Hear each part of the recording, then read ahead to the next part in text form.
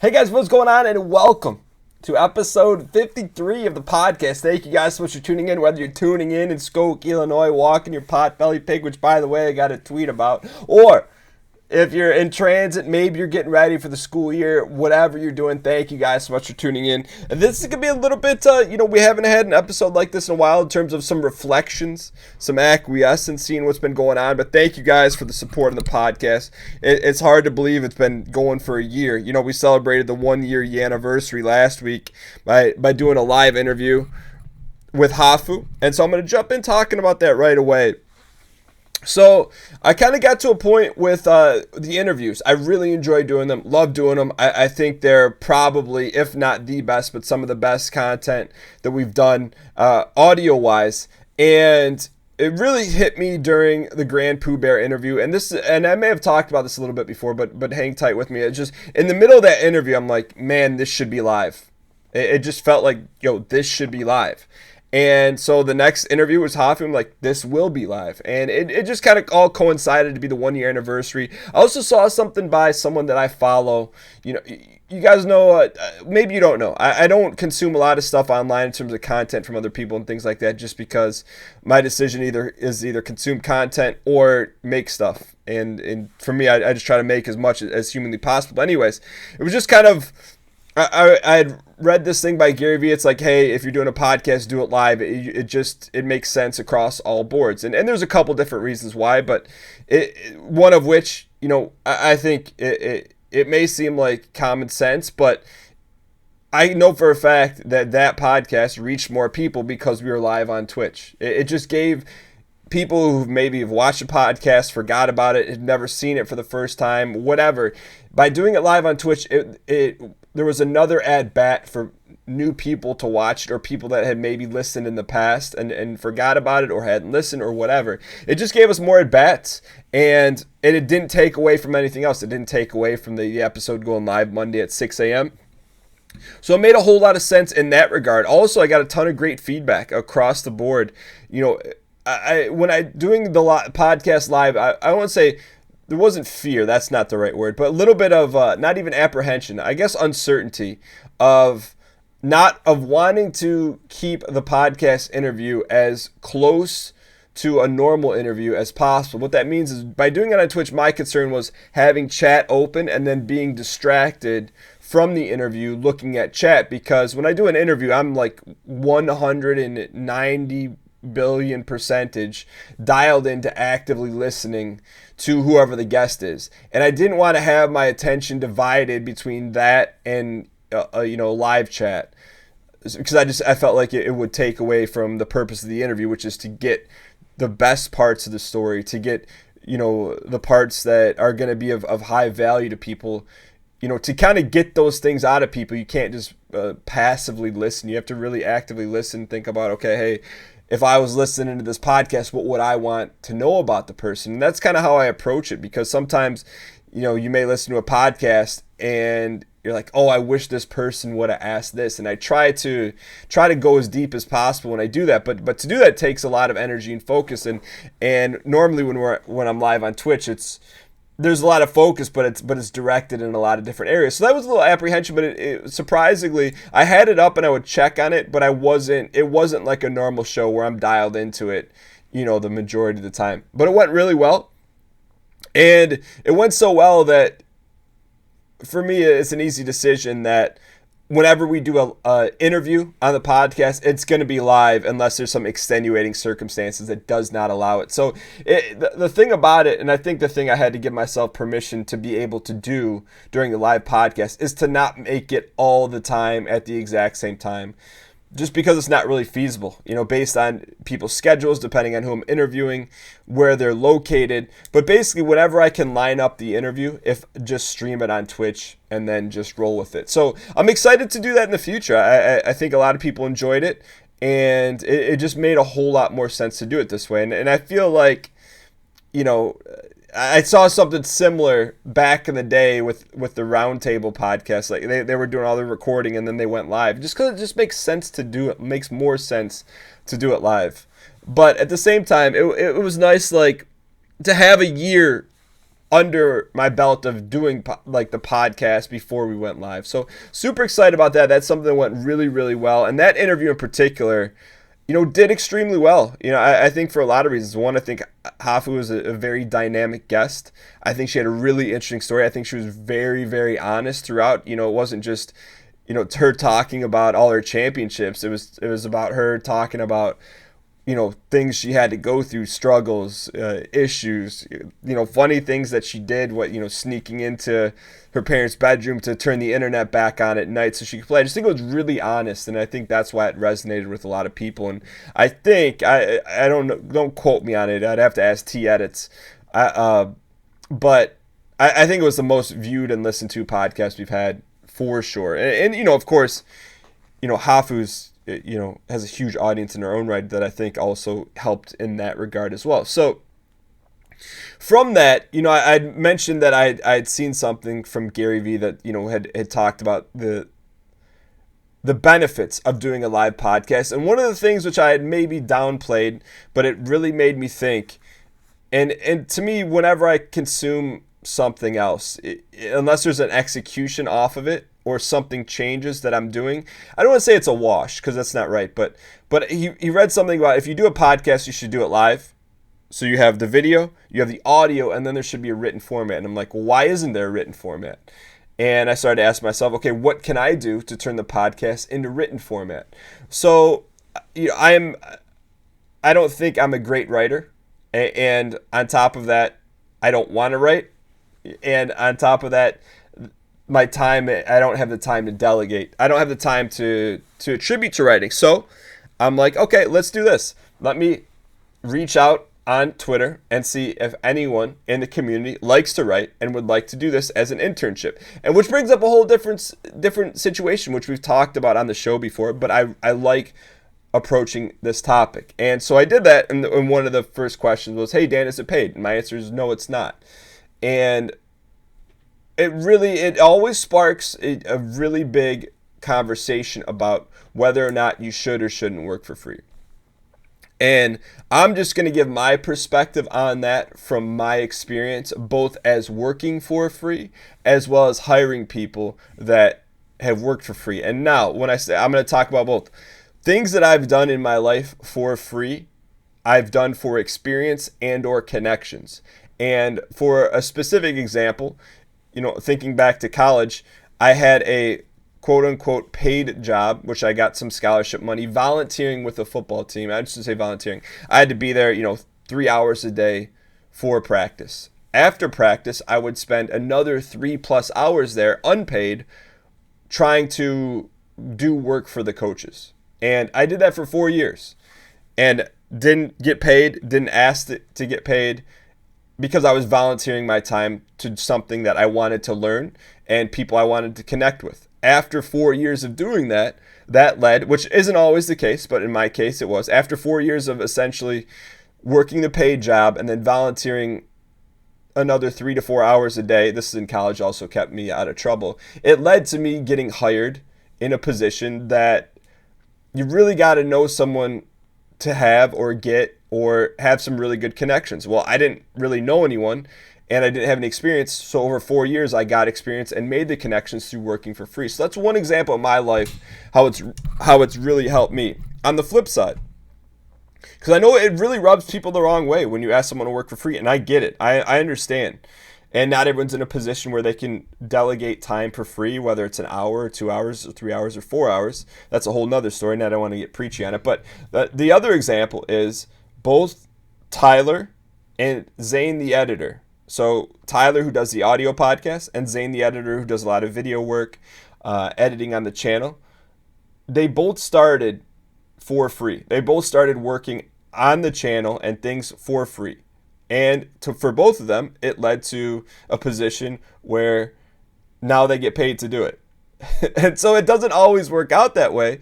But from my perspective, as trying to grow things here and knowing what I can and can't delegate money towards, is when I bring on someone as an intern or unpaid position to do some work, my number one thing is I have something in mind that I need them to do for me. And in this case, it's write an article.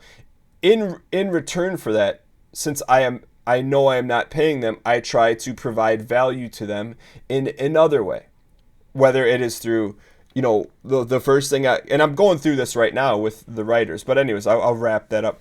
But anyways, so whoever I decide to bring on the team as the writer, the first thing I'm going to ask them is, what do they want to do, right? And then if there's, in my mind, when they tell me what they want to do, whether it's they want to write for a blog, start their own thing, work for their local newspaper, whatever it is, then in my mind, while they're working for me for the next 6 months, start to think about how and where and how I can help connect them or get them to that point. So I really want to provide more value to them for them writing an article for me, than even more so than they would get paid. Maybe yes, maybe no. I don't know how it works out, but I don't.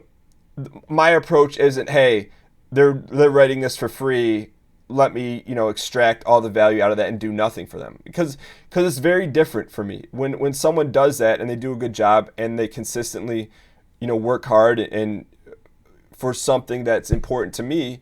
I feel like, not like I owe them, but I want to do something even more for them than the article did for me, for them writing for me. So it may not make sense, and I know it rubs people the wrong way, but for me, it's helped me both on what I want to do in terms of me working for free, as well as hiring people that started out working for free, because the other thing it allows me to do is it allows me to get to know that person and how they work and how we work together. And it gets a little bit sticky if you hire someone and you got to fire them. It just is what it is. But for me, it's kind of like the trial and error process. And things worked out really well with Tyler and Zane, the editor. But if it didn't, then it's like, oh, hey, the internship's over here. Thank you so much for the 3 months. And at that point, like, I'm still want to help that person, whatever it is their goals are. And that's one of the things I try to check in with on both Tyler and Zane is, what are their end goals? Like, what do they want to do and how can I help them get there? Because if someone's, the way I look at it, if someone's working with you as part of the team and they're not happy, that's on you as the head of the team to make sure they're happy. And one way to make people happy is to help them progress towards whatever it is they want to do. And so I have a really good idea of what Zane and Tyler want to do with their long-term picture of what they want to be doing for a career and job. And so when there's opportunities, whether it's connections or jobs or things like that I know that pop up, I, of course, do that for them because they're part of the team. So what I decided to do, long story short, to wrap this up, I wanted to turn the podcast into a written format because I know some people enjoy reading, and I think the podcasts are really good, and I think a lot of people get a lot of value from them, in particular, the interviews as well as the other ones. But to have it in a different format, I think it helps. It gives less friction for people who like to read. Maybe they prefer to read, maybe they like the podcast, but they don't have an hour to listen to it. They'd rather just, read a 5-10 minute article. Whatever it is, whatever I'm doing right now is not catering to people that like to read. So I said, hey, I'm looking for people that, enjoy writing and would want to be a part of the team. Send me, a link of your work or example of your work via email. So I get a bunch of responses via email. And then the next thing I did is I had a transcript created. There's some services you can pay. So I had a transcript created of the Hafu interview. The next step from there is I sent that transcript to the people that applied. I sifted through some of their work, and, the people that, didn't look like a great fit, I said, thank you for your time. And then the other people I sent the transcript to, and I, with some very, very loose instructions, said, hey, take this transcript, turn it into an article for this platform, and, with this, and this in mind. And, have it in by Friday. I think it was like a 5-day turnaround or something like that. And so of those people that moved on, I don't know the exact numbers. I think only 30% actually made the article. So from a hiring or decision standpoint, made it really easy. If there's all these people that want to do it, and then 70% of the people automatically rule themselves out because they didn't do the one next thing to make the next step in. So some people say, well, hey, Dan, they might have a lot going on and this and that, and that's cool, and I understand, but then it's probably not a good fit for the team. And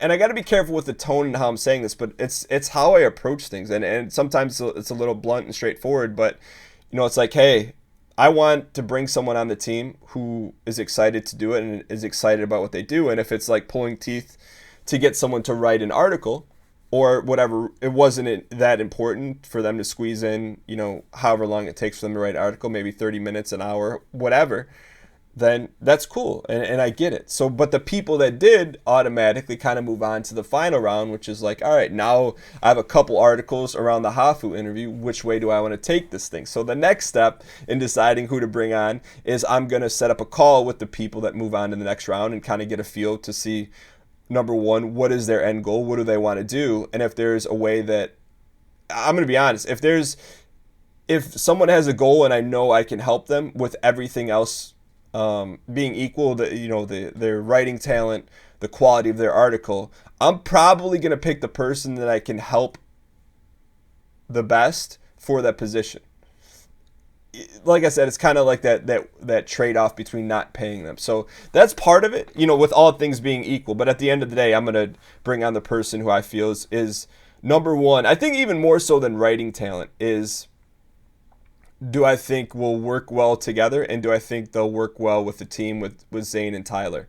I think that's the most important thing. And then writing talent, and then how much am I going to be able to help them based on their aspirations and what they want to do. I think that's kind of, those are the three factors. And what order, I don't know off the top of my head, but those are the three things that are going to be going on. So I know, and I've talked about this with people in the community. I've actually had a few jobs direct with people in the community, and it rubs people the wrong way. And like I said, I get it and I understand. But if you're like, hey Dan, what would you do? I've worked for free, and I would work for free now if it meant I could get next to X person for X amount of time to learn how they operate or connect with them. So I would still do it, but I also know people have to be in a position where they make money.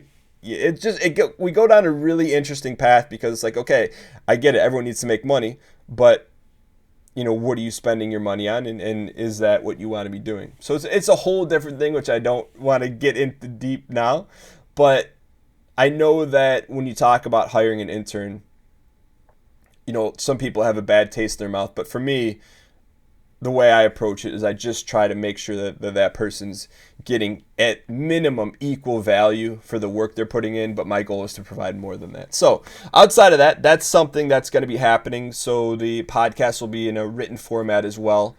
And I don't think it'll be like, hey, written version of the podcast. It'll just be, certain segments of the podcast in a written format that is an easily digestible format. And we'll see. It's just like anything else. It could go really well and people could enjoy it. It could go terrible. The whole writing thing could go terrible and it's not a good fit, and I axe it. But bottom line is I don't know. And the only way to do it is to try it out, test it. And then, as always, I'll report back here and let you guys know how it plays out. Outside of that, in terms of other things going on and trying new things, over the past, I think, 3 or 4 weeks, I've released a phone number that's tied directly to my personal cell and have been texting with people in the community. I rolled it out in a very, very small way. I sent it first out to the mailing list, so people that signed up for the list at dangheesling.com/list, and then the community Discord. I posted it twice. That's it. Didn't post it on Instagram, didn't post it on Twitter, didn't talk about it, the number at all on Twitch, just because I wanted to get a feel for it. So essentially what it is, and you can text me right now if you choose to at 313-509-1979. You can literally, if you text me, that'll go to my phone right now and say, hey Dan, listen to the podcast, and if you have a question or whatever. And I wanted to do this because it seemed like a cool way to be able to connect more with the community. And it is really me responding on the other end alone, outside of, I think, the first introduction message.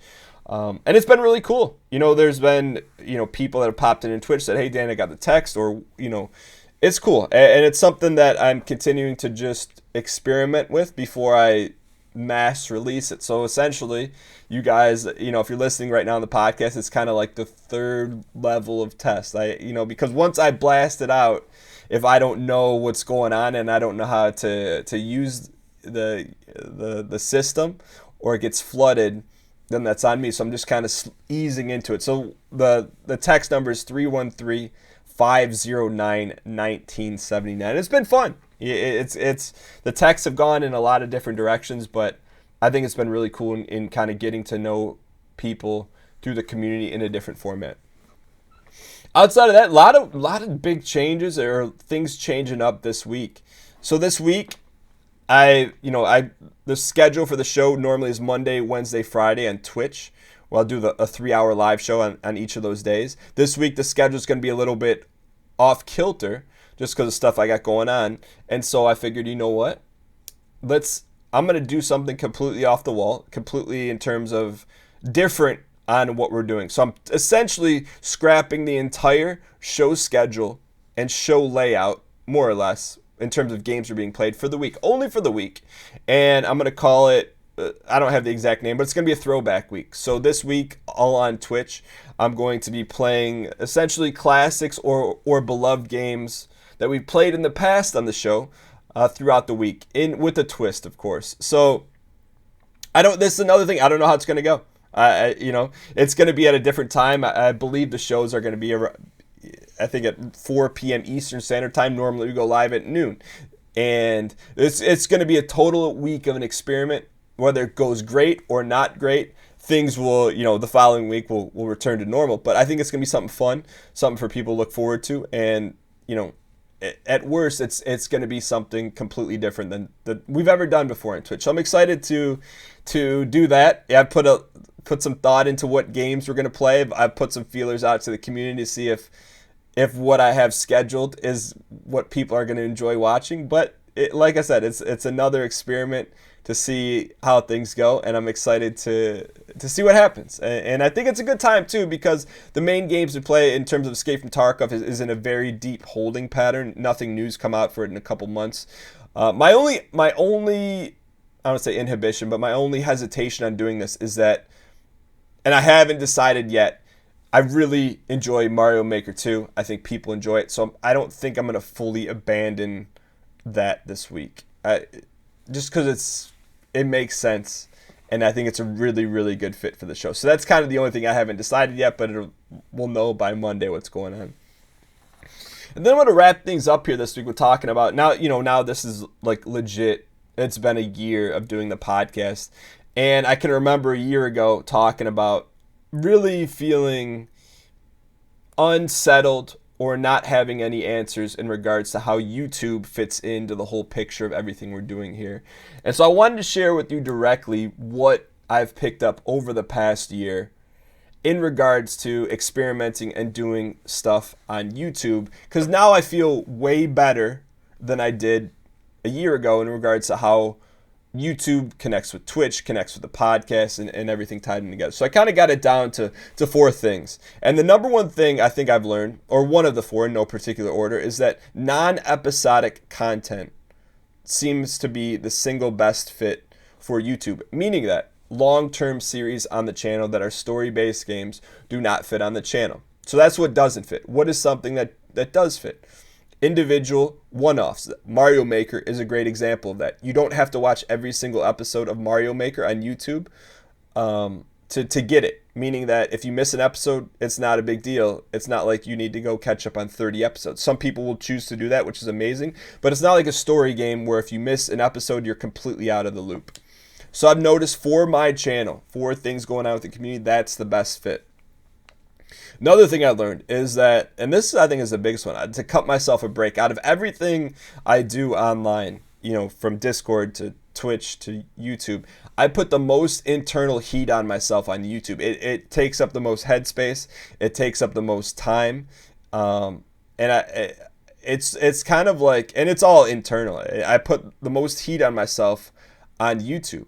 And so over the past year, I've kind of learned to cut myself a break a little bit, meaning that, messing with the YouTube schedule. If I miss a video on a day, it's not the end of the world. You just come back better the next day. And I feel like for 5 to 6 years on YouTube, I didn't miss a video, and I was just kind of cranking them out left and right, almost like a video mill or whatever, a video factory.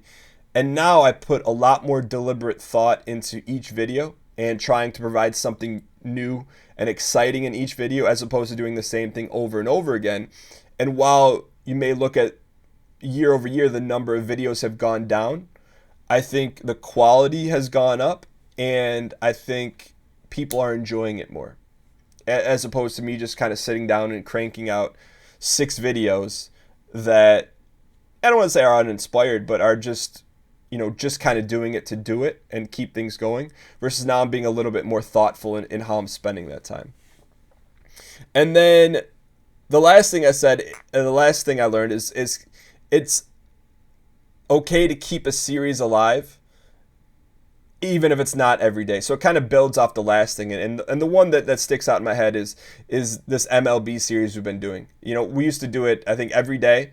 And it just, for me, I knew I couldn't keep up with it. And normally what I would have done in the past is just cancel the series completely, because I'm like, well, if I can't do it every day, I'm not going to do it. So if it's not worth doing if you can't do it every day, because then people aren't going to watch it. That's about the speed of the thoughts in my head regarding doing YouTube series. And so for this one, I approach it different, just because there was some depth to the community that was watching the baseball videos, and I just didn't want to cut them off and stop making the videos. So